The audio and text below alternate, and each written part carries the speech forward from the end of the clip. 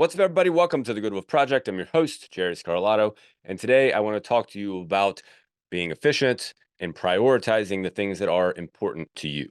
This is such an important topic because we have so many things available to us to take our focus away. Most notably, the thing that you're potentially listening to this on or watching this on, the phone. The phone has so many distractions on it and so many things that pull our focus away from things that we say we want to do, things that we say will change our life. We say will make our life better. We say will improve our health and fitness, will improve our wealth, will improve our relationships. And generally speaking, spending more time either on your phone or in other distracted activities will pull away from those things and will cause you to be less effective in all of those areas in all ways. And that's why this topic is so important. Learning to be efficient with your time and effective with your time so that you can spend time on your phone, so that you can spend time doing those things, but so that you can also build the things into your life that you say are important to you, that you say you want to be able to do. What we have most of the time is an inefficiency and a prioritization problem. It is simply that. That's what it is. And if we can start to pull things apart and look at things and break things down and plug things in correctly, we can start to make progress towards the things that we want to achieve in life. Because we have one life to live and it's worth putting effort into it. It's not, it's again, you can do things on your phone. You can, if you want to be able to do those things, that's okay. I use my phone regularly, and that's fine. When I say wasting time on your phone is going to drain your life, I don't mean it in a absolute sense. I mean it in a wasting time on your phone unconsciously is a drain in your life. And that's where a lot of people spend their time is an unconscious just drain, mind drain on the phone. You want something out of your life, you can do something about it. And that's what we're going to talk about today. But before we get to that, make sure that you hit the pause button real quick and go and review the podcast. The more reviews that we have, the more people we reach. And that means that you literally are helping reach other people. You literally are helping spread the message. So by you taking action on this one thing already, you're already making the world a better place, assuming that you think the words that are coming out of my mouth are useful and productive. You are already making the world a better place by going and simply reviewing the podcast. You can give us up to a 5-star review, and I greatly appreciate you doing that. So let's jump into what we're going to talk about. Let's jump into why it's important to be efficient with your time and why it's important to prioritize things importantly. Because one of the things that I have heard regularly, having owned a fitness studio, I owned a fitness studio for 10 years. I worked with people firsthand, thousands of people for 15 plus years. And one of the things that I hear regularly when it comes to exercise specifically or adding things in their life that they say they want to do is, I don't have the time. I don't have the time. Now, of course, we all have 24 hours in the day. Every single one of us has 24 hours available to us. Nobody is different. Nobody is special. No one has more. None of us have less. What we do have are different things in our life. And that is definitely something worth paying attention to. We do have different priorities in our life. Yes. We also have different circumstances in our life. Some of us have kids, some of us don't. Some of us are married, some of us aren't. Some of us have a part-time job, some of us have a full-time job, some of us have a full-time job and a part-time job. Some of us go to school, some of us go to school and have a full-time job. So, yes, we all have different circumstances. We all have different things that we're working with. That is true. That is a fact. So, for me or anybody else who's trying to encourage you to do something to change your life to say, hey, we all have the same 24 hours. Why don't you just figure it out? That's not true. That's not fair, first of all, because while we all have the same 24 hours, we all, of course, need to allocate those hours differently. And that's true. with that recognition, we all still waste time and we're all still inefficient with time. Even those of us that are self-proclaimed time aficionados. I have been called a time cop more than once. This is one of my favorite topics to look into and study and read books about. Maybe that says something about me, but nonetheless, this and yet I'm still inefficient at times. There's still plenty of times where I waste time. I'm not trying to, of course, nail it down to make sure that I waste zero time. That would be unrealistic for me to think that way because I'm a person, I'm a human, and I'm fallible. And so are you. You're a person, you're human, and you're fallible. Welcome to the human race.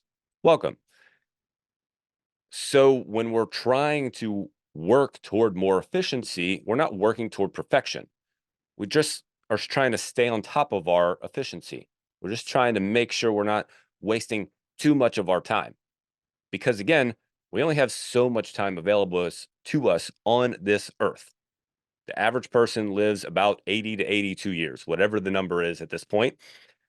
And that number is actually going down, I believe. I think recently it started to go down, of course, with the advent of AI and other things, and of course, other healthcare uh, medications and things like that. It'll start to go back up, regardless of how diseased we actually are. But nonetheless, average person lives to be, we'll say, 80 years old. If that's the case, the average person lives to be 80, depending on where you are in life, you know how much you have left to live. I'm 39. I'm going to live to be 116, by the way. I've already set that goal. I already have that in my mind. And if you have something to live for, there's a good chance that you'll live for it. So I'm going to live to be 116. If you're curious to how I got to that number, I'll gladly tell you. So I have the goal of living through a whole century.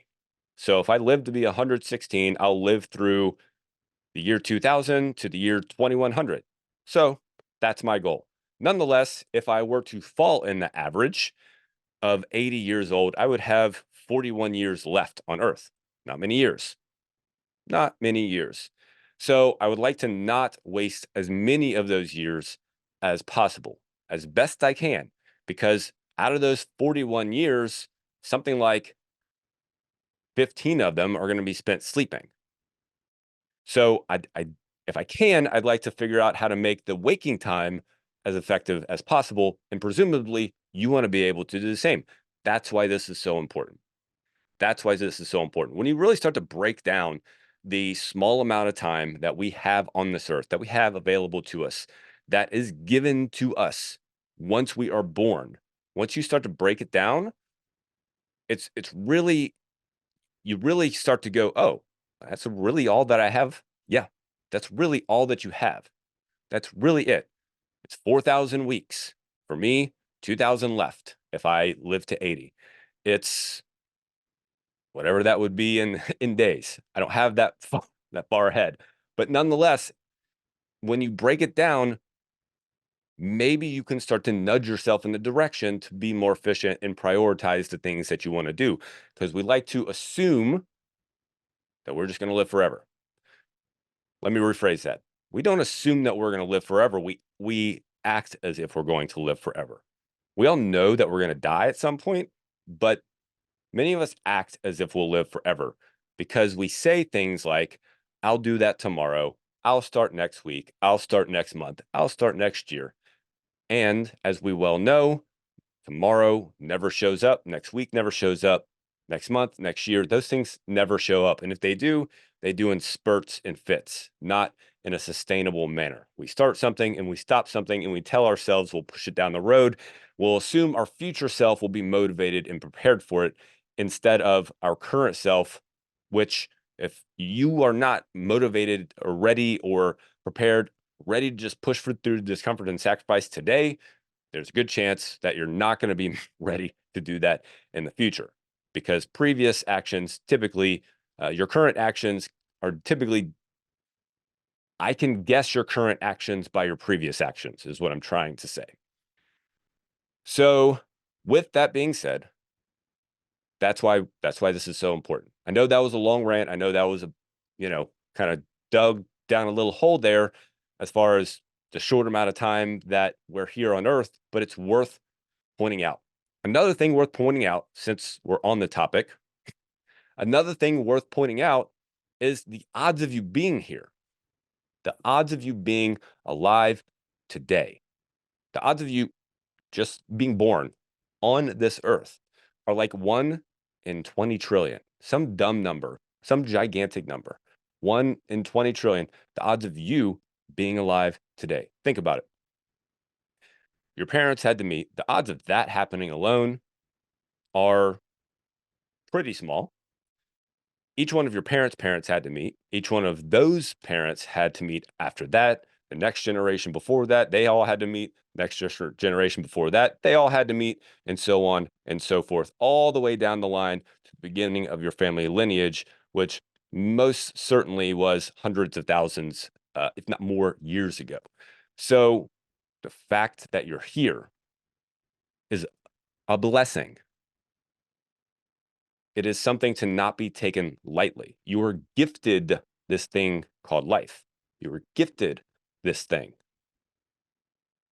And if you are gifted it, if you as a human are a 1 in 20 trillion chance of being here, you, it's worth taking advantage of it. You don't have to try and be a billionaire. You don't have to try and be the CEO of a company. You don't have to try and do any of that. That's not what I'm assuming. I'm not assuming that everyone wants to do that. I don't think most people want to do that. However, if you want to do something in life and you're not currently doing it, then it's worth figuring out how to do it. That's the importance of being efficient and being effective with your time. Prioritizing the things that are important, being efficient throughout the day as much as possible so that you can build in some enjoyment into your life. So let's talk about a couple of ideas on how we can do that. If you can understand 2 basic ideas when it comes to time management, prioritization, being efficient, 2 basic ideas, these 2 things alone will go a long way in helping you be able to get the things done in life that you want to get done. Now, of course, you have to put them into practice and they take time in the beginning. And that's why most people don't do it, because it takes time in the beginning. You have to set it up, you have to figure it out. And that takes time. It takes time figuring it out. And then you have to stay on top of it. It's just like your health and fitness. Oh my gosh, what a great analogy. Just like your health and fitness. If you stop working out, what happens? You get out of shape. So you have to stay on top of it. You have to keep working out. Otherwise, you get out of shape. It's the same thing with your time, with prioritizing things, with being efficient. You have to stay on top of it. If you stop, things will move to chaos. That is the world's natural tendency, is to move to chaos. Entropy is the word for that. Entropy is it's the tendency for things to move to chaos. And that's what will happen. If you don't stay on top of your time, it will move to chaos. Think about your house. If you don't keep your house tidy yourself, what happens? It will move to chaos. Things will get everywhere. Things will go everywhere. That's what happens. Entropy. So you have to stay on top of it. And time management, priority management, being efficient is no different. Yeah, you have to stay on top of it. It's something you have to check in with regularly, weekly and monthly sometimes, and so on and so forth. You have to do it regularly for it to be useful and for it to have an impact on your life. So 2 ideas to understand. If you can understand these 2 ideas and you can start to implement them, then there's a good chance that you will drastically improve your output. You will drastically not only improve your output, but also free up maybe a lot of time. And what's the worst thing if you have more free time? If you have more free time to do the things that you want to do, what's the worst thing that happens? So, the 2 things that we're going to talk about, one is called chunking, the other one is called the Eisenhower matrix. Let us start with the Eisenhower matrix because you have to understand that first before we go into chunking. So the Eisenhower matrix, you can go look this up and it'll pop up everywhere. It's a quadrant, and the quadrant is broken up into 4 things. That was very obvious. That's why I stopped myself, because a quadrant is 4 things, of course. But nonetheless, the name the Eisenhower matrix comes from, of course, the president, Dwight D. Eisenhower. What happened was, when he first became president, a secretary walked to him and handed him his mail. And the president asked him if the mail had been sorted. And the secretary said no. And he handed him back the mail. And he said, "Do not come to me with mail if it has not been sorted yet, and only bring things to me that need my attention. Only bring things to me that need my attention." And so he created this matrix, this thing, these quadrants to be able to guide the things that he needed to pay attention to, because not all things are created equal. Not all actions are created equal. Not all workers created equal. But if you treat it all equally, then you will not get the things done that you want to get done. That's important to understand. Not all work is created equal. And if you want to be able to get the things done you want to get done, you have to understand that, and you have to do the work, the things that are going to move you toward the goal that you want, the thing that you want in life. So if you haven't pulled up the matrix yet, I'll describe it to you real quick.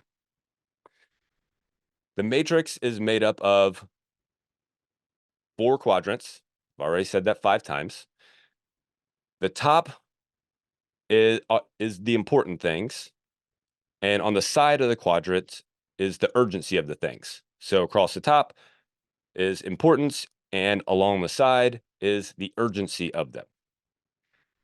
So when you start putting them together, you get different categories of tasks. For instance, you get important but not urgent task. You get important and urgent tasks. You get not important and urgent tasks, and you get not important and not urgent tasks. Okay? I like to break them down like this: do, decide, delegate, delete. Those are the 4 categories of tasks, or the 4 quadrants in the Eisenhower matrix. Do, decide, delegate, delete. So do tasks are urgent and important tasks. They are things that take 5 minutes or less, they need your immediate attention right now, or it's grabbed your attention. So as long as it takes 5 minutes or less, you might as well go ahead and do it. Go ahead and do it. Things that take 5 minutes or less, go ahead and do it and get it done. That way, it's not in your head. That way, you're not thinking about it. Those are, again, important and urgent tasks that you can do. You can just go ahead and get them done. These are things like a text message. That's a perfect example. You get a text message, you open it up, you look at your watch, whatever it is, however you use text, you open it up, and what do a lot of people do? Well, I'll get back to that later. And you close it, and what do? You forget about it. It just goes in one side of your head and out the other side of your head. You just totally forget about it, instead of just going ahead and getting it done and getting it out of the way. That's one example of a task that is important and urgent, takes 5 minutes or less. Go ahead and do it, get it done. Delegate tasks are not important, but urgent. Not important to you, but urgent. That's what we're talking about. We're talking about importance as relative to you, not importance as relative to getting done. And that's what a lot of people have trouble with when it comes to delegating tasks. Even though it's an important task to get done, doesn't mean you're the one that has to do it. So business owners, entrepreneurs, especially entrepreneurs who are getting started, have a terrible time with this, because they think that they are the ones that can do things best. And they have a hard time giving things up, because they're like, well, no one's going to do it the way that I'm going to do it, so I'm just going to go ahead and keep doing it. But if you do everything, then nothing's ever going to get done, because, well, you're not putting your time into the thing that is bringing, in this case, the best to the business. You're just doing everything. So Things like administrative tasks that can be done, paperwork, answering offhanded emails, answering phones, things along those lines can be done by somebody else. Those are things that are important. They need to be done, but they're not important to you. That's what that means. Not important to you, but urgent. They're things that need to be done. So those things can be delegated to somebody else. Cutting grass is another perfect example. Cutting a grass is something that you technically don't have to do if you own a house. You don't have to do it. You can delegate that to somebody else. It's not important for you to do it. And cleaning and other household tasks they fit into that bucket as well. So that's the delegate quadrant. Next we have, let's see, we did do, we did delegate. Let's do decide. Decide are the important but not urgent tasks. They are important to you, but they are not urgent to get done, meaning there's no time frame on them. There's no pressing thing saying you need to get this done. This needs to get done. Otherwise, something's not going to go well. Otherwise, someone's going to give you feedback and you're not going to like it. These are things like exercise. Exercise is important to you and every freaking human being on earth, but not urgent. Not urgent meaning today. If I skip today, it's no big deal, right? So I tell myself, it's no big deal if I skip today. Tomorrow comes, it's no big deal if I skip. No big deal. But damned if 10 years down the road, it is a big deal. Or just 5 years down the road, it is a big deal. Nutrition is the same way, and work projects are the same way. Ways to level up a business is the same way. Different marketing ideas, different products, different services, adding those things on. Those are all important things, but not urgent things. And those are things that you need to decide on when you're going to do them. Otherwise, there's a good chance you won't do them. You need to decide when you're going to put them in your calendar. Otherwise, they're not going to go in the calendar. Exercise is a perfect example of this. I don't have time to exercise. Once we finish the Eisenhower matrix, you'll see there's a good chance you have time. But most people say, I don't have time. And yet there's a law called Parkinson's law that states a task will take up the amount of time allotted to it. If you don't allot time to exercise, of course, it's not going to take up it's not going to be in your time frame. It's not going to be on your schedule. And at the same time, if you don't allot a certain amount of time to a task, it'll take up a lot more time than it needs to. So if you have something that needs to get done and you're just like, well, I'm just going to go ahead and start doing it, but you're not like, hey, I'm going to do this for an hour and I'm going to get this done in an hour, then it's going to take longer than that, an unnecessary amount of time. We underestimate how effective we can actually be when it comes to doing things. So when it comes to things we need to decide to do, things that are important but not urgent, we need to decide when to do them. We need to put them on the calendar so that we can get them done. And then the last quadrant is the delete quadrant. Those are not important and not urgent things. Not important to you, not urgent to anybody. So not important to anybody. So you can imagine that's why it is the delete quadrant. They are things that can be deleted. If they are deleted, that means your life will still go on.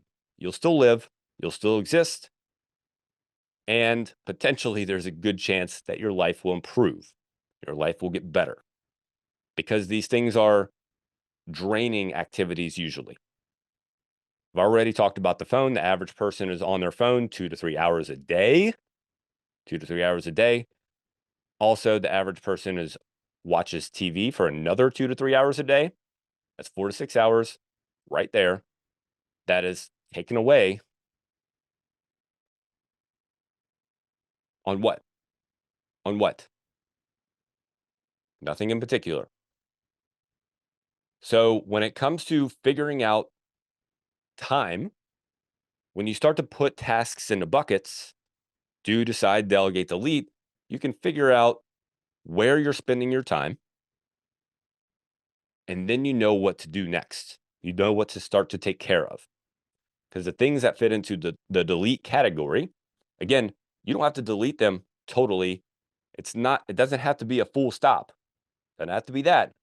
But if you're spending an unnecessary amount of time on things that are not adding value to you, and there are things of value to you that you want to do, then there's your time right there. That's where it is. There's your trade-off. So that's the Eisenhower matrix. Understanding that and then putting your tasks into those categories is important. So once you've done that, once you have your tasks and categories, then what we can do is chunk them onto the calendar. We can chunk them once they're chunked down. Technically, that's what we've done. Then we put them onto the calendar. So the act of putting those tasks into categories, that's taking them and chunking them together. Now we take that chunk of tasks that are similar. They are similar in the type of brain power that they take, and we put that on the calendar. So for instance, those do tasks, those things that take 5 minutes or less, some of them, they don't necessarily pop up right in front of you and you don't have to like get right at them. A text message, for instance, if you open up a text message on your watch or on your phone, go ahead and get it done. But if you're like me, I check my text. I control my phone. My phone does not control me. I have 0 notification settings on my phone. I have no banners on my phone. If you looked at my phone, it would look like I have no friends or nobody likes me. And that's for social media. That's for all of it. There's no numbers next to anything. There's no nothing. I check my phone. And I have certain times of the day that I check my phone. I have a certain rhythm in which I check my phone because I don't want to be interrupted when I'm doing something that is important, but not urgent, a task that will improve the business, an idea for a podcast that I'm trying to put together. I don't want to be interrupted during that. So I set aside time to check my phone. That's chunking time on your calendar. Putting the tasks on your calendar in chunks of categories. And those categories take a certain amount of brain power to achieve them. So all the tasks that are low brain power categories that all you have to do is sit down and go through them: paperwork, paying taxes, putting the grocery list together, those kinds of things that don't take a ton of brain power. You just got to sit down and do them. You can put all those tasks in a chunk, and you can put that chunk onto your calendar. From 3 o'clock to 4 o'clock, this is what I do. I do these kinds of tasks, miscellaneous tasks.